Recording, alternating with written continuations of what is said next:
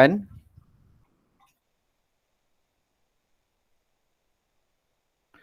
Okay, kita lihat soalan yang pertama, antara yang berikut yang manakah satu gas monoatom? So, soalannya dia bertanya gas monoatom. Gas ini biasanya dia mesti wujud dalam keadaan diatom, tetapi pengecualian untuk kumpulan 18. Untuk kumpulan 18, gas yang berada pada kumpulan 18 adalah gas monoatom. Kenapa? Kerana kalau kita lihat kumpulan 18 ni, dia adalah gas adi kerana telah mencapai susunan elektron yang stabil. Okay. So kalau kita lihat kat sini, oksigen susunan elektronnya 2, 6, fluorin 2, 7, nitrogen 2, 5, neon ialah 2, 8. So kalau kita perhatikan kat sini, kita akan dapat lihat neon mencapai susunan elektron yang stabil. Elektron valennya adalah 8.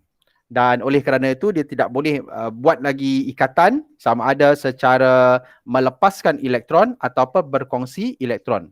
Situasi ini kita namakan dia mencapai susunan elektron yang stabil ataupun kita tambahkan mencapai susunan elektron oktet yang stabil. So dia akan wujud sebagai gas monoatom. So, kalau formulanya kita akan tulis neon ni gas Ne. Tetapi bagi yang lain, kalau oksigen gasnya dia mesti diatom. Fluorin, neon, nitrogen N2. So jawapannya adalah D. Soalan kedua, mengapakah karbon 12 telah dipilih sebagai rujukan piawai untuk jisim atom relatif dan jisim molekul relatif? Kerana untuk nombor 1, nombor 2 ni jawapannya adalah C. Kerana karbon wujud sebagai pepejal pada suhu bilik. Jawapan-jawapan lain tu tidak betul lah. Yang ini lebih kepada pembacaan. Okay, yang seterusnya soalan nombor 3. Rajah menunjukkan sebiji kapal udara berisi gas P. Gas P terdiri daripada, bila kita gunakan sebagai kapal udara berisi gas P, ini adalah belon panas. Gas P ni mestilah gas yang telah mencapai susunan elektron yang stabil. Dan gas yang mencapai susunan elektron yang stabil ini hanyalah gas yang berada pada kumpulan 18. So kalau kita lihat, kalau gas itu berada pada kumpulan 18, zarahnya adalah zarah atom. So 3 jawapannya C. Zarah ni kita ada 3 jenis, atom, molekul dan juga ion. Molekul ini adalah zarah yang terhasil daripada sebatian kovalen, manakala ion adalah zarah yang terhasil daripada sebatian ion. Nombor 4. Antara unsur berikut yang manakah terletak dalam kumpulan 17? So, soalannya ini dia memerlukan pengetahuan pelajar tentang jadual perkalaan, dan kalau sekiranya pelajar selalu membuat latihan berkaitan dengan soalan kertas 1, dia akan tahu ini dua-duanya kumpulan 18. So ini salah. Oksigen dan astatin, oksigen kumpulan 16, astatin adalah kumpulan 17, jadi salah. Klorin dan argon, klorin 17, argon 18, bromin dan klorin kumpulan 17. Bromin 17, klorin pun kumpulan 17. So jawapannya untuk 4 adalah D.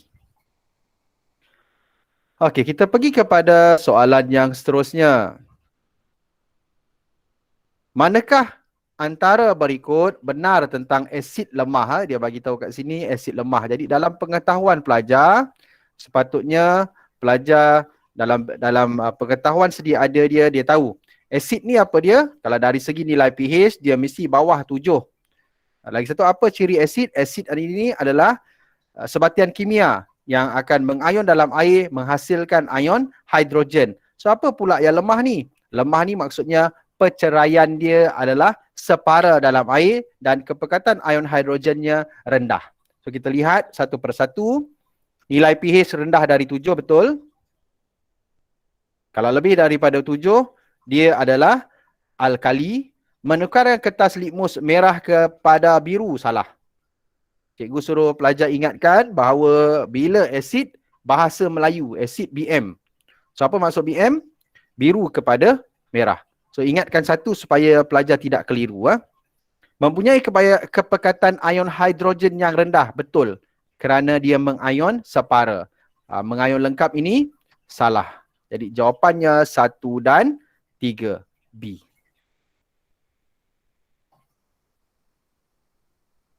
Okay, kita pergi kepada soalan nombor 6.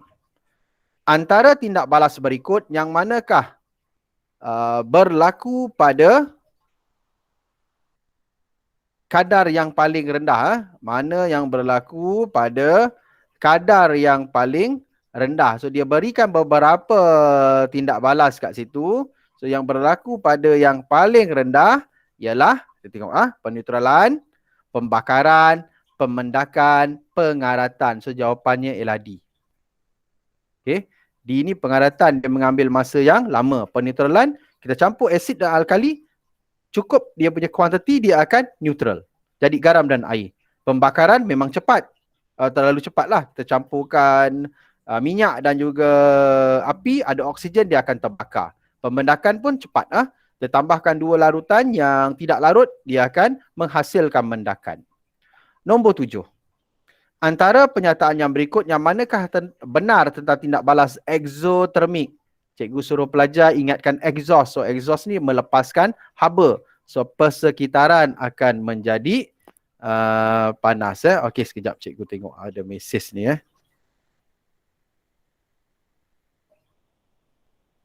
Okey, sekejap mesti ada masalah ni. Okey, sekejap. Okey, sekejap cikgu berhenti sekejap. Okey.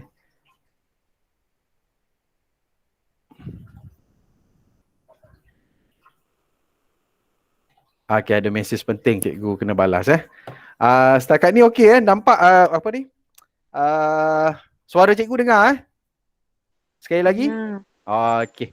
Tadi ada masuk mesej cikgu ingatkan suara tak dengar. Okey. Ada soalan tak setakat soalan nombor 7 ni?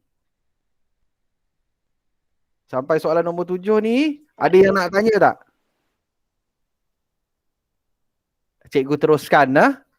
Okey, tadi cikgu sampai 7 ni, cikgu kata exothermic, ingatkan exhaust. Exhaust ni dia panaskan, lepas tu dia melepaskan haba. So apabila melepaskan haba, suhu persekitaran akan menurun. Penyataan yang salah. Haba diserap, salah, haba dibebaskan. Bekas yang mengisi bahan tindak balas akan menjadi lebih sejuk, salah. Dia akan menjadi lebih panas. So yang ini betul kandungan tenaga bahan tindak balas adalah lebih tinggi daripada hasil tindak balas. Kalau kita lakarkan gambar rajak aras tenaga, kita akan dapat tindak balas exothermic macam ni kan. Ini adalah tenaga bahan, ini adalah tenaga hasil. Jadi kandungan tenaga bahan kat sini dia lebih tinggi berbanding jumlah tenaga hasil. Jadi jawapannya adalah D. Okey, kita pergi kepada soalan 8. Rajah menunjukkan proses penghasilan garam Z. 2 larutan, kita ada larutan X, kita ada larutan Y. Campurkan, dia terus menghasilkan bahan ni. Dihasilkan ni mendakan. Dan mendakan itu, kita akan turas. Dan bila kita menggunakan 2 larutan dan menggunakan kaedah pembendakan, ini kaedahnya ialah pembendakan, kita menghasilkan garam tak larut. Okey So kita lihat antara yang berikut, yang manakah mungkin garam Z? Maknanya garam Z ini mestilah garam yang tidak larut. So kat sini kalau kita perhatikan, barium sulfat, semua sulfat larut kecuali bacap. So jawapannya adalah A. Okey, kerana A itu adalah garam yang tidak larut. Okey, kita pergi kepada soalan nombor 9. Menentukan formula empirik. Okey, menggunakan kaedah yang ini, kita ada dua kaedah. Satu kaedah yang macam ni, satu lagi kita akan gunakan kaedah yang macam ni untuk menentukan formula empirik. Dua-dua ni kita buat dekat makmal lah. Yang ini kita buat secara tunjuk cara. Yang ini setiap kumpulan pelajar buat. Yang ini kita tentukan untuk magnesium oksida. Kan? Kenapa kita boleh gunakan untuk magnesium oksida? Kerana magnesium oksida adalah logam yang reaktif. Untuk kaedah ini, kaedah untuk logam tak reaktif. Dalam pembelajaran selalu cikgu cakap contoh yang tak reaktif adalah kuprum. Selain kuprum adalah argentum. Itu yang selalu cikgu nyatakan. So yang ditanya ni, apakah oksida logam P? So kalau kita lihat, kuprum tak ada, argentum pun tak ada. Okey. Nanti dalam sesi bersemuka, cikgu akan ajar satu lagi benda yang cikgu rasa penting, iaitu kita namakan sebagai siri elektrokimia. Dalam siri elektrokimia ni, dia akan menunjukkan susunan logam. Dan susunan logam ini pelajar kena hafal. Sebelum-sebelum ni dia tekankan, tapi kali ini dalam silibus baru dia tak tekankan. Mungkin dia akan bagi, tapi cikgu takut dia tak bagi, ya. So kalau tak bagi, nanti pelajar kena hafalkan lah. So dalam siri ini, dia terdiri daripada kalium, kalau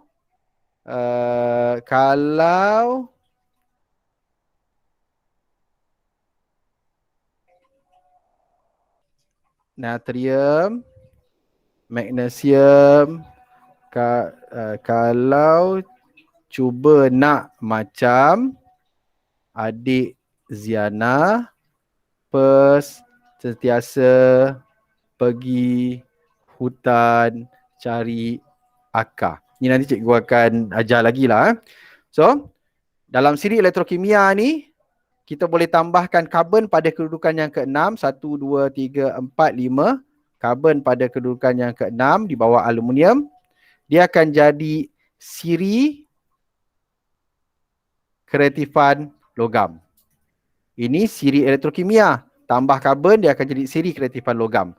So, apa kegunaannya siri ini? Kita tahu kedudukan logam, yang atas paling reaktif, yang di bawah paling tidak reaktif. So, kalau kita lihat contoh ini, dia tanya apakah oksida logam bagi P? Kita lihat, kalau dia tak ada argentum, dia tak ada kuprum, okay, kita lihat apa lagi yang paling hampir. So, kat sini jawapannya ialah D. Dia ada plumbum 2 oksida. Yang ini nanti cikgu akan terangkan balik semasa sesi bersemuka. Kita hafalkan carta ni, dia akan menjadi lebih mudah dalam pembelajaran kita. Okey. Yang cara hafal tadi tu cikgu cakap tu lah. Nanti cikgu akan berikan. Okay, kita pergi lihat kepada soalan nombor 10. Antara berikut, yang manakah berlaku semasa tindak balas penurunan? Okey, tindak balas penurunan, lawan dia adalah tindak balas pengoksidaan. Dan apabila menerima oksigen ini adalah tindak balas merujuk kepada ciri pengoksidaan. Melepaskan elektron adalah pengoksidaan. Menerima elektron adalah penurunan. So jawapannya adalah C. Kehilangan hidrogen adalah pengoksidaan. Kalau terima oksigen, terima hidrogen barulah penurunan. Penambahan nombor pengoksidaan adalah pengoksidaan. Kalau pengurangan nombor penurunan barulah penurunan. So 10 jawapannya C. 11. Antara bahan berikut, yang manakah dapat membezakan antara E tanah dengan E tena? Okey. Etana, ikatan kovalen tunggal, kumpulan berfungsinya macam ni. Manakala etena sekurang-kurangnya ada satu ikatan ganda dua. Okay. So macam mana kita nak bezakan? Kita tahu bahawa etena akan mengalami tindak balas yang lebih banyak daripada etana. Etana ni tindak balas dia cuma ada dua je. Satu adalah pembakaran. Satu lagi adalah penukar gantian. Okay, kerana dia tiada elektron yang berlebihan. Tetapi pada ikatan ganda dua ni ada elektron, dia boleh mengalami tindak balas penambahan. So antara larutan yang ini, mana yang boleh kita gunakan? Kita boleh menggunakan air bromin. Air bromin akan bertindak balas dengan etena, warna perang akan menjadi tidak berwarna. Tetapi untuk etana, tiada tindak balas yang akan berlaku. Air kapur tak boleh kerana kita tahu bahawa air kapur gunanya untuk mengesahkan kehadiran gas karbon dioksida. Asid sulfurik, kalau dia bertindak balas dengan sebatian karbon, tidak akan memberikan apa-apa tindak balas kecuali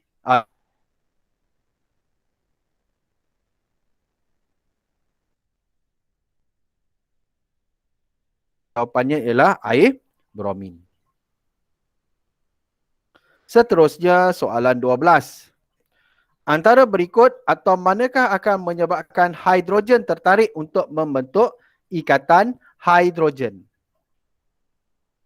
Ikatan hidrogen, macam yang cikgu maklumkan kepada pelajar, apa yang perlu diingat ialah ikatan itu wujud antara hidrogen dan juga awak pelajar ingatkan phone kan, handphone. Dia antara atom hidrogen dan juga atom fluorin ataupun atom oksigen ataupun atom nitrogen. Okey, contoh kalau kita ada air H2O, ini ialah satu molekul air, dua hidrogen, satu oksigen. Hidrogen ini boleh membuat ikatan hidrogen dengan oksigen daripada molekul air yang lain. Ini ikatan hidrogen. Yang dalam ni antara hidrogen dan oksigen dalam molekul yang sama adalah ikatan kovalen melalui perkongsian elektron. Perkongsian pasangan elektron. So kalau kita lihat kat sini, hidrogen dengan apa? Dengan fluorin. Ada tak fluorin? Okey, fluorin ada. So jawapannya adalah A. Soalan 13. Antara berikut, yang manakah akan bertindak balas paling cepat dengan asid hidroklorik? Soalan berkaitan kadar tindak balas. Yang akan bertindak balas yang paling cepat, kalau kita ada serbuk dan juga ketelan, tentulah serbuk. Kerana apabila kita menggunakan serbuk, jumlah luas permukaan akan menjadi lebih besar. Jadi bilangan bersentuhan, frekuensi pelanggaran antara zarah-zarah marmar ini akan menjadi lebih tinggi.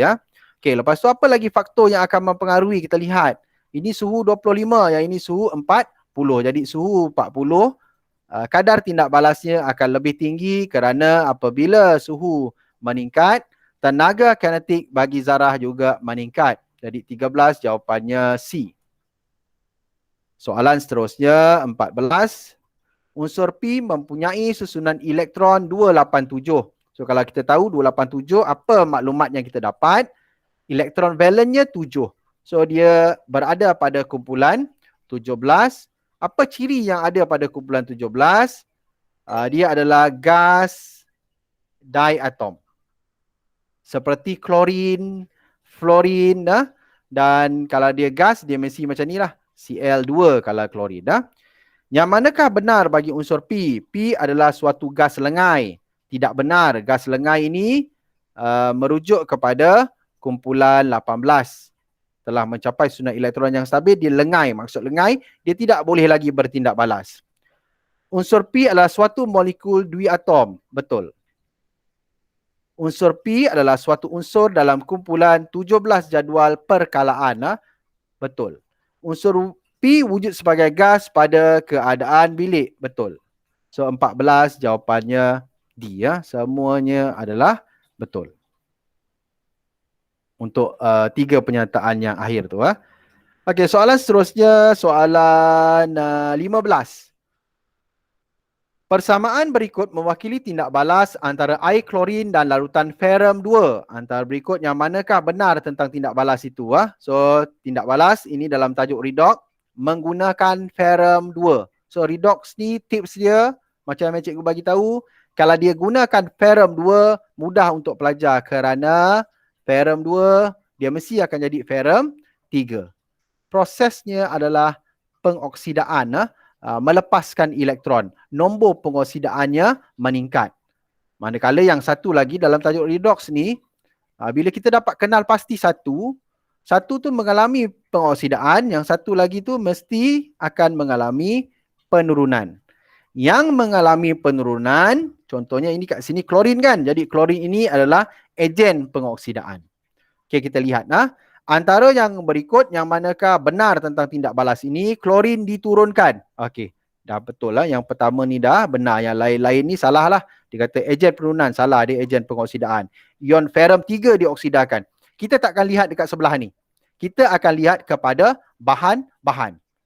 Okey, yang mana mengalami pengoksidaan, mana yang menjadi ejen, kita lihat pada ruangan bahan, bukannya ruangan hasil. Ada satu lagi pilihan jawapan kat situ. Hilang pula bila cikgu convertkan soalan ni kepada word. So jawapannya macam tadi tu. 16. Antara berikut logam yang manakah tidak boleh diekstrakkan dengan menggunakan karbon? Okey, yang ini tu yang cikgu cakap. Kita kena hafal nanti siri elektrokimia. Sebab dalam siri elektrokimia yang kita hafal macam ni tau. Okay, kalau apa tadi cikgu cakap? Kalau cikgu pun dah terlupa sebab dia tahu ni dia berbeza sikit dengan yang lepas tu. Kalau cuba nak macam, okey, dia lain sikit dia punya hafal dengan dulu. So kalau cuba, ni kalsium. Kalau cuba nak macam adik Ziana first, sentiasa pergi hutan cari akar. Kita masukkan hidrogen ditumpang je kat sini sebab dia dalam siri elektrokimia. Bila kita pindahkan kepada ini siri elektrokimia. Nak tengok logam, siri kereaktifan, logam 1, 2, 3, 4, 5. Bawah aluminium kita letakkan karbon. Dia akan jadi siri kereaktifan logam. Okey, yang ini kita dah belajar tindak balasnya tapi hafal kita belum belajar untuk cara menghafal untuk memudahkan hafal. So yang tadi cikgu kata, kalau cuba nak macam adik Ziana, first sentiasa pergi hutan cari akar. Antara berikut logam yang manakah tidak boleh diekstrak dengan menggunakan karbon? So yang tidak boleh diekstrak dengan menggunakan karbon adalah logam yang berada di atas karbon. Yang bawah ni semua boleh kita ekstrak dengan karbon. Dalam proses pengekstrakan ni kita ada oksida. Ekstrak dengan karbon, kita tambahkan karbon. Sekiranya tindak balasnya macam ni, karbon kita campurkan dengan zinc oksida yang kita panaskan, apa yang kita akan dapat? Kita akan dapat karbon dioksida tambah zinc. Ini kita namakan proses pengekstrakan kerana ekstrak itu adalah keluar. Kita keluarkan zinc daripada zinc oksida. Dan proses pengekstrakan dengan menggunakan zinc hanya kita boleh lakukan kepada logam-logam yang berada di bawah zinc. So yang atas tak boleh. So kalau kita lihat contoh yang dia berikan ni, logam manakah tak boleh? So logam yang tak boleh adalah magnesium. Sebab magnesium ini berada di atas karbon. Yang lain semuanya boleh. Kerana dia berada di bawah karbon. Okey. Itu pentingnya siri elektrokimia dan siri kereaktifan logam. Okey, 17. Rajah di bawah menunjukkan sunat elektron bagi ion M3 positif. Okey, ini ialah ion. So atomnya macam mana? ionnya mempunyai susunan elektron 28. Ya, 28. Bagaimana susunan elektron bagi atom M? Atom M mempunyai susunan elektron 283. Bila atom M melepaskan 3 elektron, barulah dia jadi ion M, 3 positif. Yang ini ialah ion M, 3 positif. Ini atom M. Dan dia bagi tahu atom M mempunyai 14 neutron. So neutron kat mana cikgu ajar? Kat bawah ni. Nombor proton dia, campurkan, proton akan sama dengan elektron bagi atom yang neutral. So 13 kat sini. Nombor nukleon bagi atom M ialah 14 tambah 13. So kita akan dapat kat sini 27. Jawapan untuk 17 adalah D. Soalan seterusnya, soalan 18. Hakim melarutkan gas hidrogen klorida ke dalam tetrakloroetana. Antara pernyataan berikut yang manakah benar bagi larutan yang terhasil?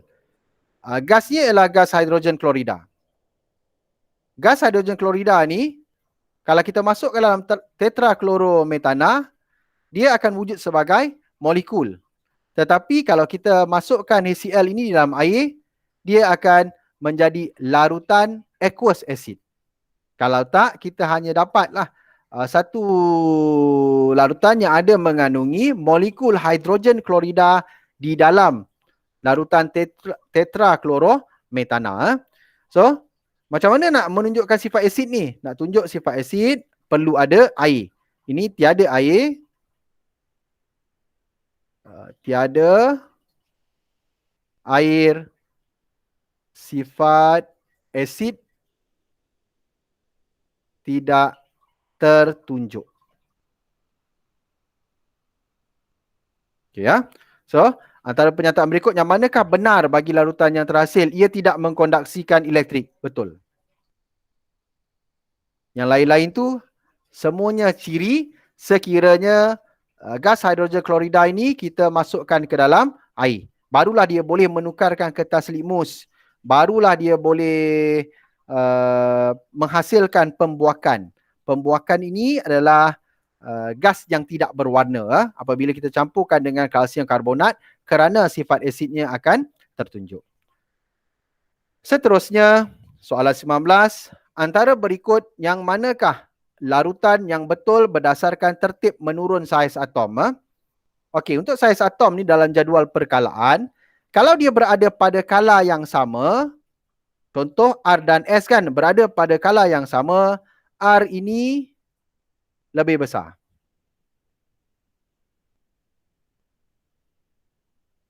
Okey, kenapa R lebih besar? Kerana bila bertambahnya bilangan proton, proton S ini lebih banyak berbanding proton R. Apabila proton banyak, proton ini akan menarik elektron dekat kepada nukleus. Itu sebabnya saiz R ini lebih besar. Kalau kita bandingkan pula, bila menuruni kumpulan, contoh kita ada Q dan juga S. Okay, kita ada Q dan juga S. Kalau bandingkan dua ni, Q dengan S lebih besar daripada Q. Ini adalah kerana sebab petala. Kalau dia berada pada kala kedua, petalanya ada 2.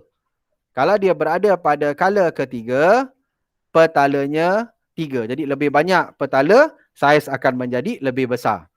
Semakin banyak proton, saiz akan menjadi semakin kecil lah. So kalau kita lihat susunannya, tertib menurun daripada saiz yang paling besar kepada saiz yang paling kecil.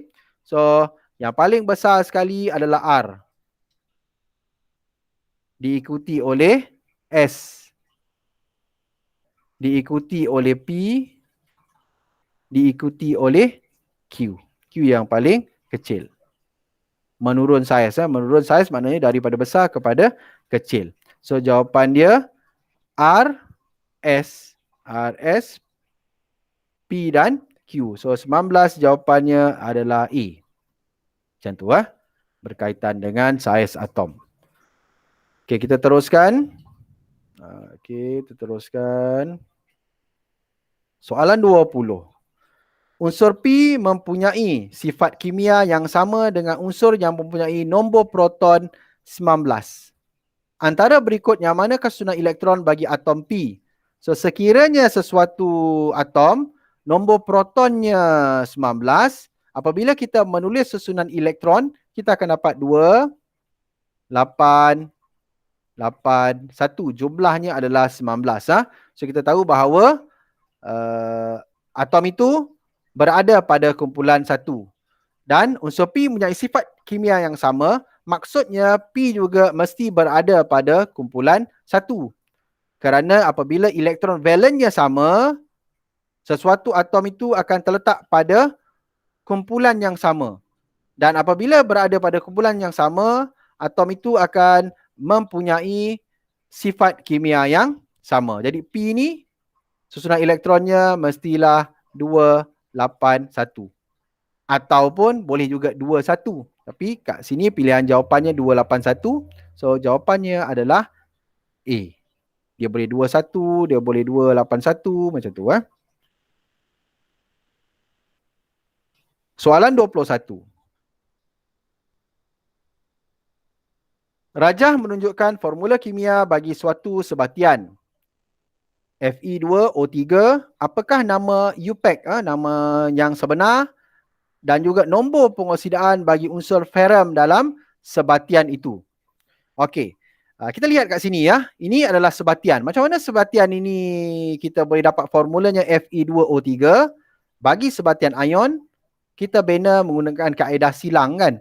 Fe 3 positif, oleh kerana dia sebatian ion, dia mesti satu ion positif, satu lagi adalah ion negatif. O2 minus. Yang ini kita naik yang ke atas ni. 2 kita naik kat sini. Lepas tu kita silangkan. Maksudnya ferrum kita adalah ferrum yang bercas 3. Apabila ferrum bercas 3, nombor pengoksidaan bagi ferrum adalah 3. Tambah 3. So ini pilihan jawapan yang mungkin. Dan bagi penamaan, bagi sebatian yang mempunyai logam peralihan, penamaannya dia akan ikut nombor pengoksidaan bagi logam peralihan itu. Jadi untuk Fe2O3 namanya adalah ferrum 3 oksida. Dia ikut penamaan dia. Dia ferrum 3 oksida bukan ferrum 2 oksida. Kalau ferrum 2 oksida macam mana? Kalau ferrum 2 oksida maksudnya ferrum yang dia gunakan ni contoh kalau katakan ferrum 2 oksida. Ferrum 2 positif dengan O2 minus.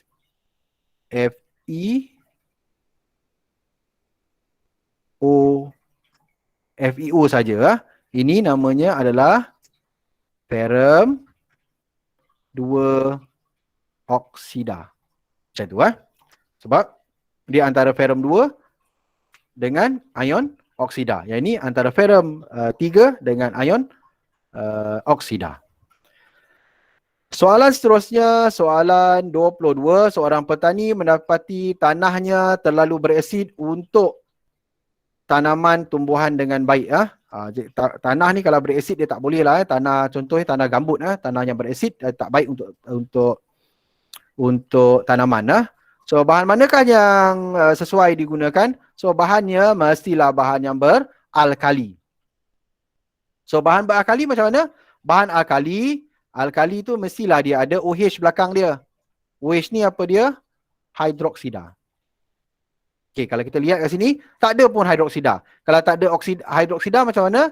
Kita carilah base. Okay, apa dia base? Base adalah logam oksida. So kalau kita lihat kat sini, logam oksida kita ada kalsium oksida. Sebab kita tahu kan, base adalah logam oksida. Base yang larut dalam air, dia akan jadi alkali. Maknanya kalau kalsium oksida tu kita tambahkan sedikit air, dia akan bertukar kepada kalsium hidroksida. Dan kalsium hidroksida ini adalah bersifat alkali. Soalan 23. Kalsium bertindak balas perlahan dalam air sejuk dan menjadi semakin cergas di dalam air panas. Pernyataan yang manakah paling baik menerangkan peningkatan kadar tindak balas? So maknanya apabila suhu kita tingkatkan, kadar tindak balas akan menjadi semakin tinggi. Secara teorinya kenapa dia berlaku? Kalau kita huraikan, keadaan ini berlaku kerana zarah-zarah akan menyerap tenaga dan akan menjadi pergerakannya akan menjadi lebih pantas. Dia akan mempunyai tenaga kinetik yang lebih tinggi. Itu alasannya. So kalau kita lihat soalan ini, jawapan yang pertama pilihan dia bilangan zarah per unit isi padu tinggi. Ini salah lah. Ini kerana kepekatan. Kita tambah kepekatan, bilangan zarah per unit isi padu akan meningkat.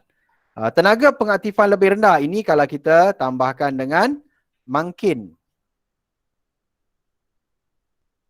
Logam mengembang pada suhu yang lebih tinggi meningkatkan jumlah luas permukaan. Ini pernyataan yang salah. So yang betul adalah D.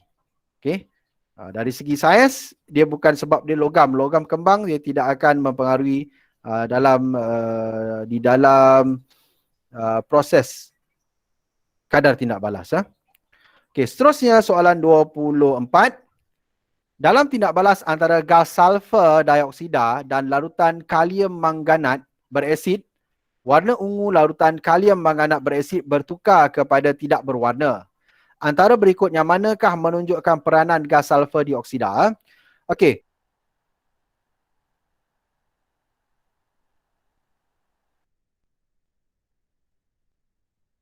Kita kena fikirlah. Kalau belajar fikir, kalium manganat apa yang berlaku dalam satu tindak balas? Dalam tajuk sebatian karbon, kita guna kalium manganat ni sebagai ejen pengoksidaan. So sebenarnya apa yang berlaku kepada kalium manganat? Manganat ion, okay, dia akan mengalami penurunan. Mangan di dalam manganat ion akan mengalami penurunan dan daripada nombor pengoksidaan kat sini, tambah 7, dia akan jadi tambah 2. Okay? Maknanya bagi satu larutan kalium manganat, dia akan mengalami proses penurunan. Okay, proses penurunan dan itu sebabnya dia adalah ejen pengoksidaan. Antara berikut yang mana menunjuk peranan, ditanya ni gas sulfur dioksida. Maknanya gas sulfur dioksida ini akan mengalami proses pengoksidaan dan dia akan menjadi ejen penurunan. Okey, so kalau kita lihat yang manakah menunjuk peranan dia sebagai mangkin, salah. Sebagai mangkin, dia tidak akan terlibat dalam tindak balas itu. Sebagai ejen pengoksidaan, salah. Dia adalah ejen penurunan, mengalami pengoksidaan.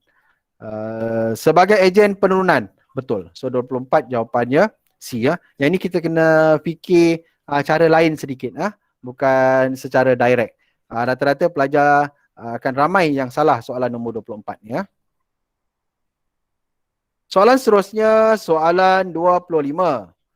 Antara berikut yang manakah digunakan untuk menyadur sebentuk cincin besi dengan logam kuprum? Okey, yang ini kita akan gunakan elektrolisis dan elektrolisis ini dia akan gunakan faktor jenis elektrod.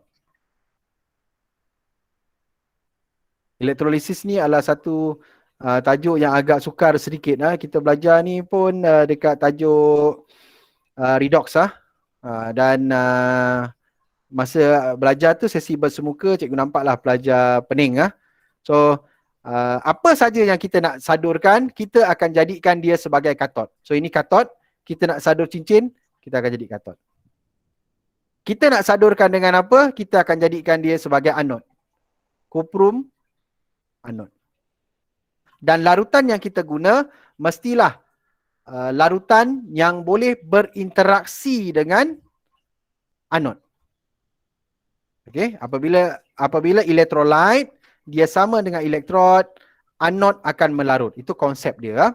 So, kalau kita nak sadurkan dengan kuprum, anod kuprum dan larutannya mestilah larutan yang berasaskan kuprum. So, jawapannya ialah B.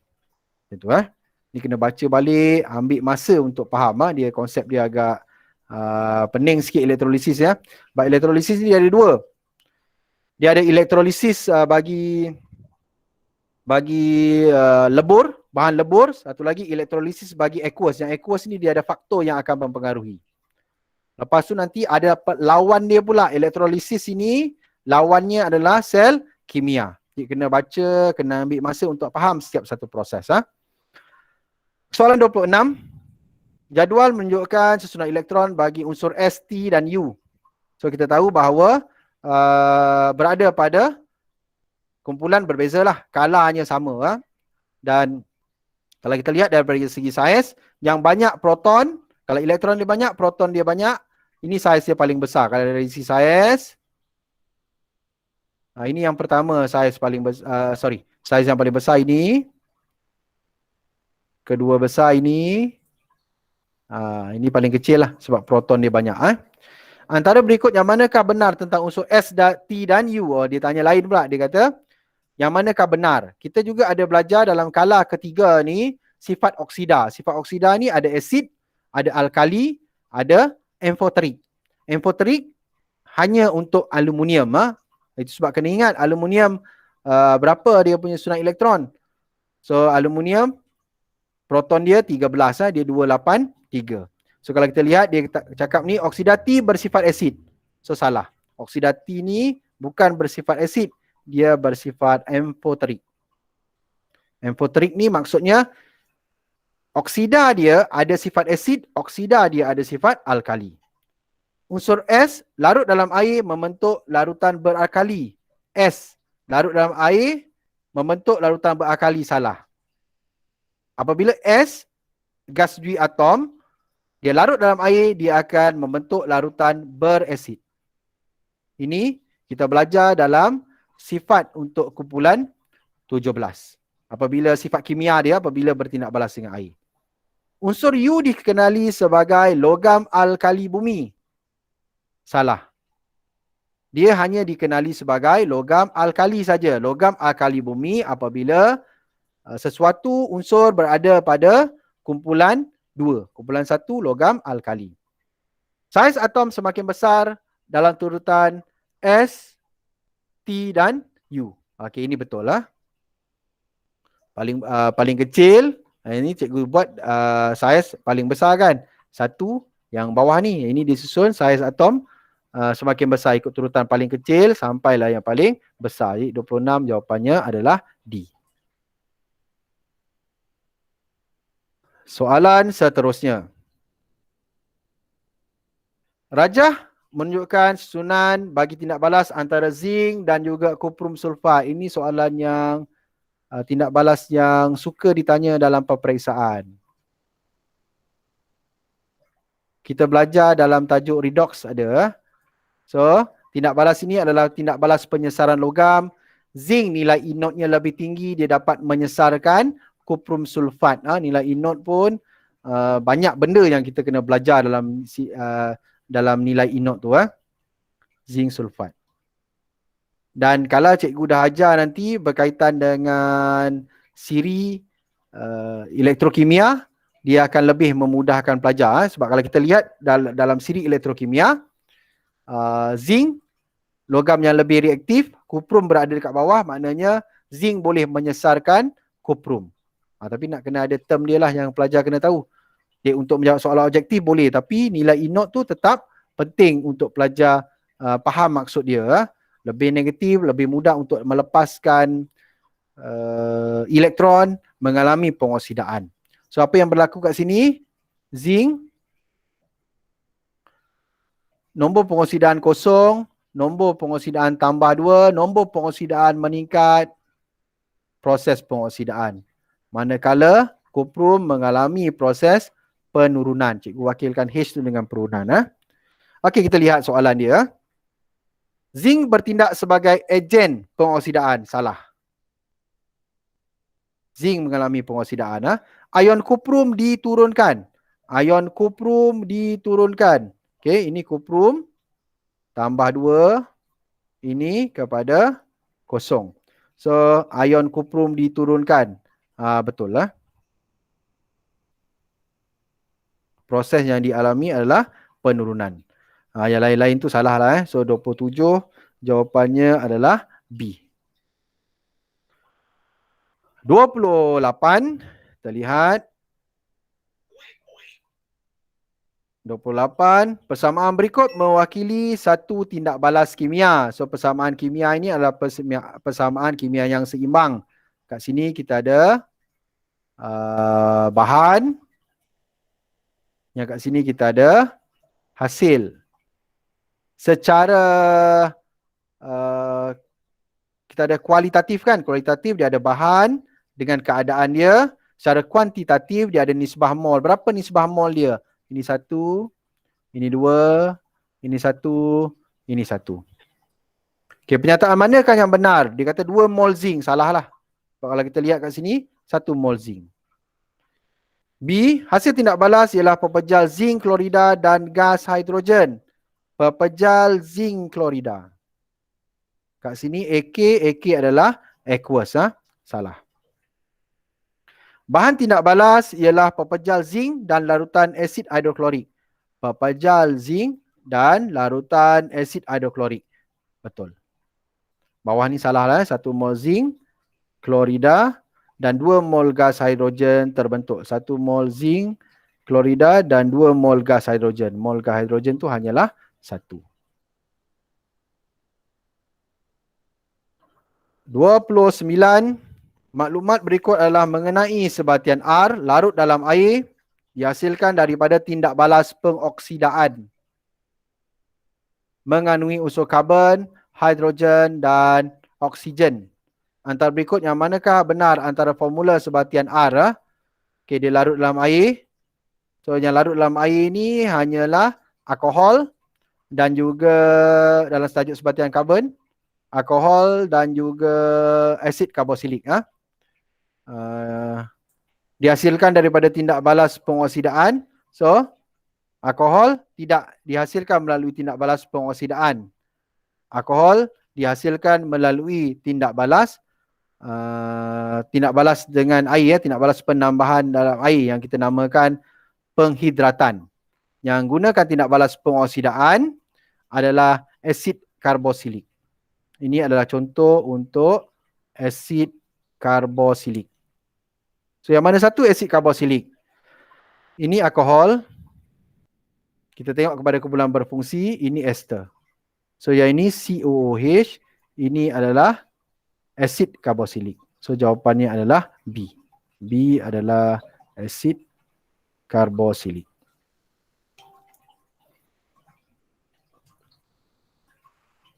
Tiga puluh. Mengkaji kadar tindak balas, kita letakkan asid hidroklorik tambah ketulan kalsium karbonat. Kadar tindak balas dapat ditingkatkan. Sekarang kita gunakan ketulan. So, kita boleh gunakan mengisar kalsium karbonat. Betul. Kita akan jadikan dia dalam bentuk yang lebih kecil. Yang lain-lain tidak akan mempengaruhi lah. Merendahkan suhu, dia akan jadi lambat. Menambahkan air, kepekatannya akan menjadi semakin berkurang. 31. Dalam tajuk alloy, apa dia alloy? Alloy ini adalah apabila kita campurkan dua bahan untuk menjadikan bahan yang lebih bagus lah. Dan bahan utamanya adalah logam. Logam X dicampurkan kepada logam kuprum tulin untuk membentuk alloy. Apakah fungsi logam X? So, kehadiran atom logam X ni, peranan dia untuk menyukarkan lapisan atom dari mengelunsur di atas satu sama lain. Sebab saiz dia yang berbeza, dia dapat menghalang atom logam tulin ini mengelunsur antara satu sama lain, menjadikan dia semakin kuat, kuat dan dia lebih keras lah. Okey. Kita teruskan dengan soalan 32. Dalam soalan 32 itu, dia berikan formula struktur bagi suatu sebatian organik. Dan kalau kita lihat, siri homolog yang ada kat situ, berdasarkan kepada kumpulan berfungsi dia, kalau kita lihat, kumpulan berfungsinya adalah ikatan ganda 2 antara karbon. Ganda 2 antara karbon.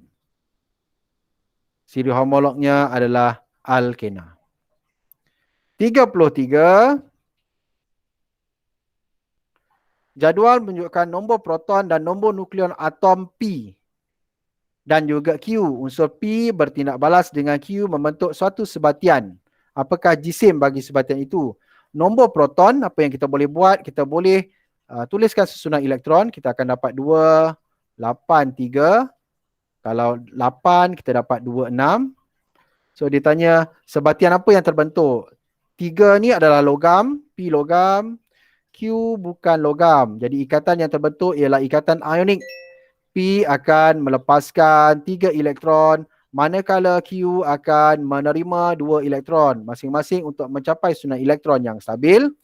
Jadi kita akan dapat satu sebatian dengan formula P2Q3. Ini sebatian yang terbentuk. Dia minta kirakan jisim molar. So macam mana nak kira jisim molar? Cara nak mengira jisim molar, kita tambahkan jisim atom relatif setiap satu. Tak ada kat jisim. Tak ada jisim kat sini, dia tak berikan nombor nukleon ini. Nombor nukleon sama juga dengan jisim atom relatif. Jadi kita ada P2, jadi 20 kita punya jisim molar kita ialah sama dengan P2. P, 1P nilainya ialah 27. Darabkan dengan 2. Kita tambahkan dengan 16 untuk satu jisim atom. Darabkan dengan 3. So, kita akan dapat nanti 102. Okey, jawapannya adalah C. Soalan seterusnya 34. Hitung nilai pH bagi kalium hidroksida yang mempunyai kepekatan 0.01. Okey, nilai pH ya. Untuk nilai pH, pH ni formulanya pH sama dengan negatif log kepekatan ion hidrogen. Kita belajar tentang 4 dulu. Dia agak kalau tak baca memang pening kepala lah nak buat soalan ni ya. Tapi yang ini untuk KOH. So apa hubungan antara KOH dengan pH ni? Kita tahu bahawa selain nilai pH, kita juga ada nilai POH. Kepekatan ion hidroksida. Dia akan sama dengan 14. So yang kita boleh kira kat sini adalah nilai bagi POH. Nanti kita gantikan semula dalam tu. So nilai POH ialah sama dengan negatif, dia masih samalah, negatif log kepekatan ion hidroksida. So sama dengan negatif log kepekatannya ini 0.01. Tekan kalkulator, pelajar akan dapat POH itu sama dengan tambah 2. Gantikan tambah 2 kat sini, kita akan dapat nilai pH dia bersamaan dengan 12. Okey ya. Soalan 35. Jadual menunjukkan keputusan diperolehi daripada penguraian hidrogen peroksida. Hitung kadar tindak balas purata dalam minit kedua. Ini pelajar akan salah sekiranya dia tak tahu dalam minit kedua tu kat mana. So minit kedua dia bermula daripada 1 sampailah sini. Ini min kedua. So macam mana kita nak kira kadar tindak balas? Kadar tindak balas purata dia kita akan kira bersamaan dengan kalau kita tengok ke sini, dia mesti isi padu per masa kan. Masa dia ialah 1 minit daripada minit pertama ni 1 dengan 2 ni kan dia mengambil masanya ialah 1 minit. Isi padunya 240 tolakkan dengan 160. So bahagikan dengan 1. So yang ini nanti pelajar kira akan dapat jawapannya adalah 80. Berserta dengan unit lah. So jawapannya adalah B. Soalan seterusnya, ada 5 lagi soalan. Soalan 36. Maklumat berikut menunjukkan sifat bagi garam X. membebaskan gas berwarna perang dan gas yang menyalakan kayu uji berbara apabila kita panaskan. So, kesan pemanasan ni hanya kepada dua jenis garam. Satu adalah garam karbonat. Apabila kita panaskan, dia akan menghasilkan gas karbon dioksida. Gas karbon dioksida adalah gas yang tidak berwarna. Kita nak sahkan dia, kita akan lalukan gas kepada air kapur. Air kapur akan menjadi keruh. Sekiranya kita panaskan sesuatu garam itu dan gas berwarna perang terhasil, maknanya gas perang ini adalah gas nitrogen dioksida. Menyalakan kayu uji berbara ini adalah ciri bagi gas oksigen. Garam X ini adalah garam nitrat. Garam X, kita tahu garam nitrat. Okay, sebab itu adalah ciri garam nitrat. Yang kalau kita panaskan, gas tak berwarna, karbon dioksida. Kalau berwarna, perang, garam nitrat. Seterusnya dia bagi tahu bahawa baki selepas pemanasan adalah berwarna perang semasa panas dan kuning semasa sejuk. Okey, yang sejuk ni bila kuning, plumbum saja. Okey. Yang lain dia berwarna putih. Ada beberapa garam yang ada warna yang berbeza lah. Yang penting pelajar ingat, yang pertama adalah zinc, yang kedua adalah plumbum. Sebab dua-dua ni dia ada warna kuning. Oksida ataupun sebatian dia, zinc ni dia akan warna kuning masa panas. Panas, kuning. Sejuk,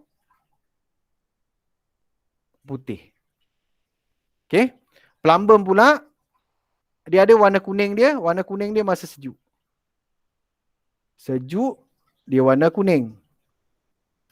Bila panas, dia warna perang.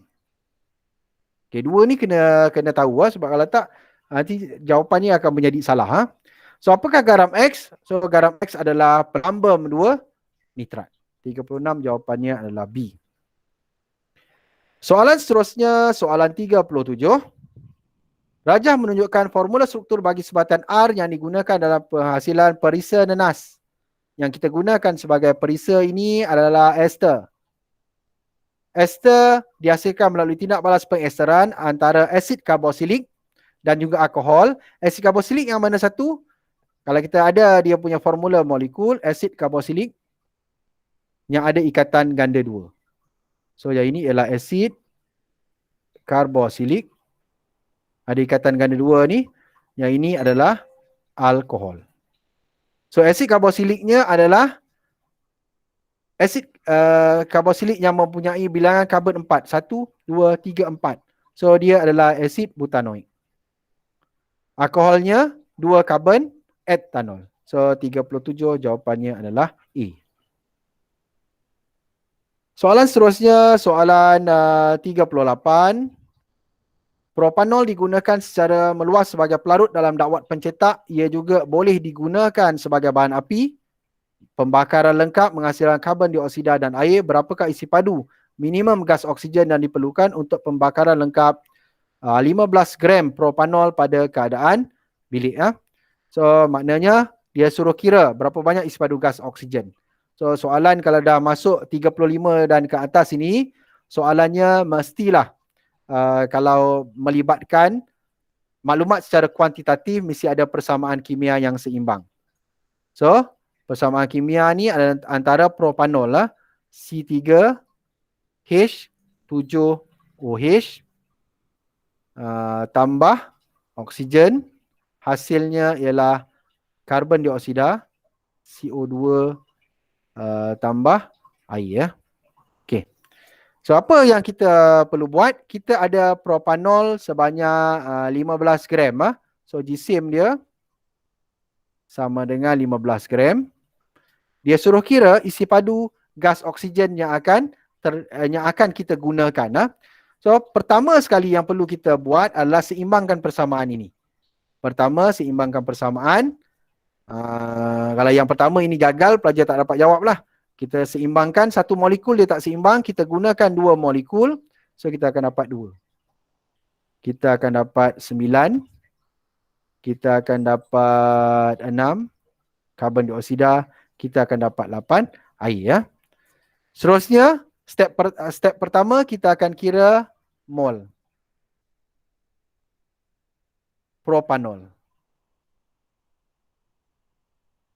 Yang ini cikgu nak pelajar cuba buat sebab soalan dia ni unik sikit nisbah mol tu dia menggunakan konsep matematik secara nisbah dengan lebih sukar Biasa dia nisbah 1:2. Yang ini nisbahnya ialah 2:9 Itu yang cikgu nak pelajar cuba selesaikan Yang kedua, nisbah mol. Dan yang ketiga, kita kira isi padu. Okey. Cikgu berikan jawapannya ni cikgu dah buat pengiraan. Jawapannya ialah P ya. So, yang ini pelajar cuba jawab, tak boleh boleh cuba, nanti cikgu akan berikan jawapan yang lengkap dia. Okey. Dari segi pengiraan cikgu rasa pelajar tak ada masalah dengan aturan dia. Mungkin dari segi matematiknya, itu sebab cikgu nak pelajar cuba jawab. Okey, soalan 39.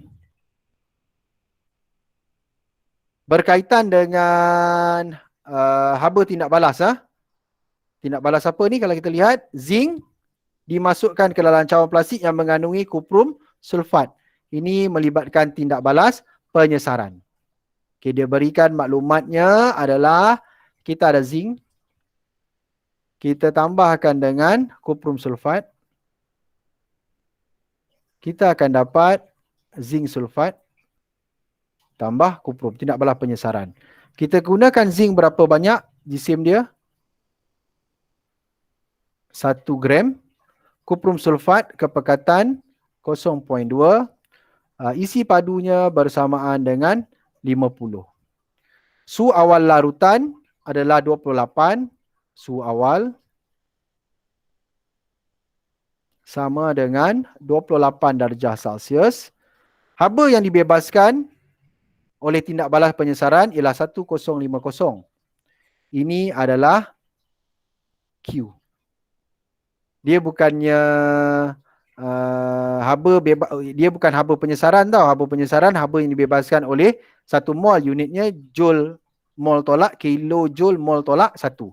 Ini haba yang dilepaskan bila kita campurkan dua larutan. Itu adalah Q. Apakah suhu tertinggi campuran tersebut? So, dia minta suhu tertinggi. So, dalam tajuk ini, dalam pengiraan, cikgu ajar pelajar pertama kita kira theta. Kedua, kita akan kira Q sama dengan MC theta. Tiga, kita kira mol. Keempat, kita akan cari haba bebas 1 mol. Kelima, kita akan letakkan tanda lah. Kalau kat sini penyesaran negatif. So yang ini 5 tak gunalah. 4 pun tak guna. Sebab kita dah dapat 1050 ini adalah Q. Jadi apa yang perlu kita buat, dia suruh kita cari theta. So nak cari theta, yang lain tu semuanya kita dah ada. So apa yang perlu kita buat ialah kita gunakan formula nombor 2 lah. Kita gunakan formula nombor 2. Kita ada Q sama dengan MC theta. M ialah jisim larutan. Jisim larutan kita ialah 50. Darabkan dengan 4.2. Darabkan dengan theta. Yang ini Q ialah 1050. So kita selesaikan ini, nanti kita akan dapat theta sama dengan 5. Theta adalah perubahan suhu. So suhu awal ialah 28, maknanya suhu tertinggi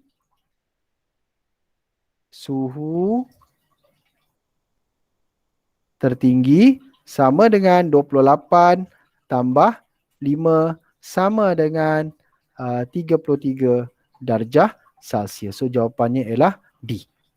Macam tu Yang atas ni semua tak nilai, ni cikgu berikan apa yang sepatutnya berlaku. Kita dah tengok soalan, sebenarnya soalannya mudah saja. Dia hanya minta pelajar gunakan sampai formula yang nombor 2 ni je. Dan kalau pelajar lihat kalau melibatkan dia suruh kira sampai haba penyesaran, oleh kerana ada dua maklumat kat sini yang kita boleh cari mol, kita kena cari mol untuk kedua-duanya. Dan nanti mol mana yang kita nak guna, kita akan cari mol yang paling kecil adalah mol yang menentukan tindak balas. Itu kalau ada soalan yang seterusnya lah. Okey, soalan yang terakhir. Suhaila telah menerima sepucuk surat daripada rakan baiknya Aisyah. Surat diterima berwarna putih tanpa tulisan. Terdapat satu nota yang disisipkan kepada sahabat. Dakwat yang digunakan adalah kalim iodida. Untuk membaca surat ini, semburkan satu larutan yang akan menghasilkan tulisan berwarna kuning. So kuning maknanya masa dia sejuk. Ni tak ada lain lah kan. Kalau kuning masa sejuk ni, kita dah dapat satu maklumat kat sini dia gunakan plumbum. Sebenarnya dia menggunakan aplikasi kaedah pembendakan. Larutan manakah yang perlu disembur bagi membolehkan Suhaila membaca surat tersebut? So mesti berasaskan plumbum dan dia adalah mestilah yang larut. So jawapannya adalah plumbum nitrat. Semua nitrat larut. Okey. Jadi bab garam. Bab garam ni banyak kita perlu menghafal. Jadi kita dah bincang keseluruhannya sebanyak 40 soalan. Dan nanti cikgu sehari 2 lagi cikgu akan riliskan markah pelajar. Dah bincang nanti baru cikgu riliskan markah pelajar. Dan nanti bolehlah pelajar